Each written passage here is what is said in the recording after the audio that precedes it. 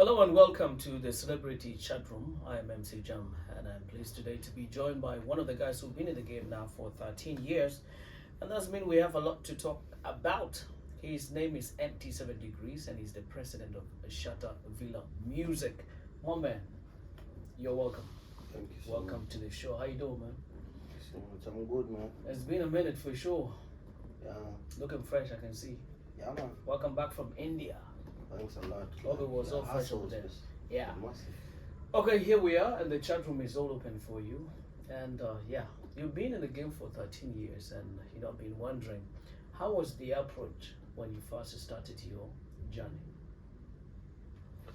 Well, I've done a lot of wonderful things in my career. I have the memories, and I still have the vibe right now. That's to say, some of it was, when we approached this game, it was not really that active like it is right now. So, so it came with some bit of luck, and the rest was now hard work, to maintain for 13 years up to date. That's I could say, yeah, it was some bit of luck, the approach, how I attacked, It wasn't that hard. and it wasn't that hard. I mean, the support, in the From different angles. yeah, from different angles, and everything was fresh that time. And so, how was it with the legends that you actually found in the game, knowing that it was not actually much competitive, but they were doing their things, and you being a fresher, how was it with them? How did they receive you? Back then, it was a few, some of whom I was their fan. So I did not have a lot of competition, given the fact that I was just a young boy who was trying to make my way through. Nobody saw me as a threat. They all welcomed me. It was good. Yes, even Silver X, who made a breakthrough the same year, and we became good friends. We were moving all together, and he was helping me where I really needed him. Mal Maker was there, Sabit Williams, Sabit W, and maybe Morolo Komba and other people. And the people I found here was many men of the Kuzos clans, and Mr. Langs, WJ, and then Silva, and I joined now. So it was basically only 3 people making, with plus some of them I remember, like Lawless YB, somebody like Rapadog. Long time legends, yeah. Yeah. So I nobody had an issue with me, like I said earlier. I was just some young boy who was trying to make my way through, and yeah, they really helped me. Okay. So now for 13 years, how have you been actually keeping up with your trend? Hard work. I'm so passionate about my job. I love what I do, first of all, and it's one of the things that kept me going. And the hard work I put in, believe in myself. Yes, I know I fall, but I always try to get up. So it's not been easy. 13 years of greatness. It's not been easy. I've gotten a lot of honors. Yes, it's been ups and downs, but that is it. Hard work and loving it, yeah. Others also say respect also keeps you going, which I believe is one of the things that is actually lacking right now in this very industry. So what do you think about that? Does it really help a lot in line with what you're doing? For real, what shaped a good career? There are factors, and one of them is respect. It is the most important tool, because the way you receive others is the way you also receive. You understand? So if I'm giving you my respect, I'll earn your respect too. So it's one of the most important tools, very vital. But I don't know so far what is going on with our industry, like him. It is what it is. So. And now knowing that you've been doing dancehall for all these years, You know, there are dancehall artists that you found in the game. Others already dropped, and others are coming in. Others joined you recently, so the competition is kind of stiff right now. And that's mean the likes of you have been in the game for 13 years. There are chances you might be overtaken, isn't it? So where do you still see yourself now? Do you still see yourself as that strong guy back in the years? Or maybe you're adding more energy to make sure they don't catch up with you? I feel I have not yet done enough for this industry. And my fans know that they demand a lot. Well, I'm still in the game. I'm still young, handsome, you know. Ah, I see. Yeah, the girls, them still love me. And so I'm not going nowhere. I'm still here. I'm the beginning and the end. Okay. So I'm not going anywhere. Like I'm the new old school because most of the artists that have just come in are either my age or older than me. And I still have the energy, like 10 good years to still be active. But you know? lyrically, how do you see yourself now? In fact, Are you fighting hard? in fact, I'm becoming stronger because the songs I'm releasing of late are more powerful than the ones I used to have. Like for example, when you talk about Gali Suku, yeah, it was a nice song. Yeah. It's not really very powerful, you know. Lyrically, I am the biggest lyricist in the game right now. Right now. Right now. Okay. Maybe the melody is changed and stuff, and you know.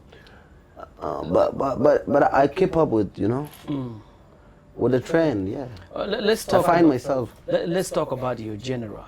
You're doing dancehall, and now there are the Yes. other dancehall artists who are also doing good. So if you could actually spot out the top 5, would MT7 actually be among the 5? I mean, it's Or- look. It's been Afro dancehall from the beginning, and currently, they say Anyariol is the best dancehall artist. They say, but what do you say?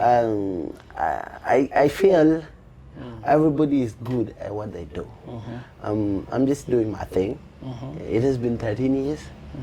I don't have to talk about like my time here. I'm talking about what I'm putting the input right now, and like what I'm expecting out of me. Like I'll keep myself going. I push myself.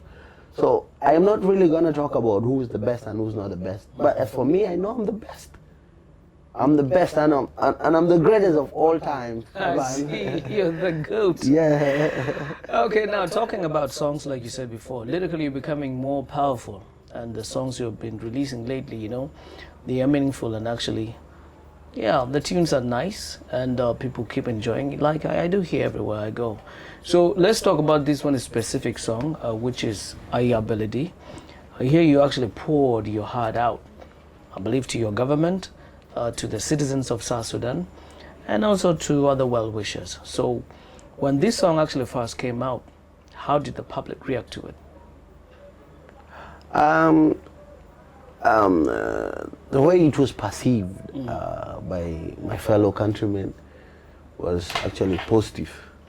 Unlike some other opportunistic individuals who maybe tried to contradict me in a way, but everybody else loved it because, first of all, the song is not against anybody. It's not against the system. It's not against our elders. It's not against. It's in fact not having an impact on politics. It's more of an entertainment. But passing my message, because I believe as an artist, I am the voice. Well, you might be the elder, but maybe there are some things you're also forgetting. I try to remind you in terms of you know, microphone. I am not inciting violence, no. I am demanding as a good citizen, because even in the Bible they say, ask for what you need and you will be given. Oh, so, you knock? So I'm trying to remind, you know, that I want roads, I want the contracts given to the countrymen, I want Moya, Kutuma Sura, not the Terila. You see? So and indeed it is happening. The government is really working hard. Because when you move around Tungping right now, you find like the Zealot is moving and the roads are, you know, the Bor Road is already in Bargazal Road and stuff, like it's moving. And even inside Nyakuran right now, there is Masura and stuff like that. So that is it. And so somehow someone listened to you.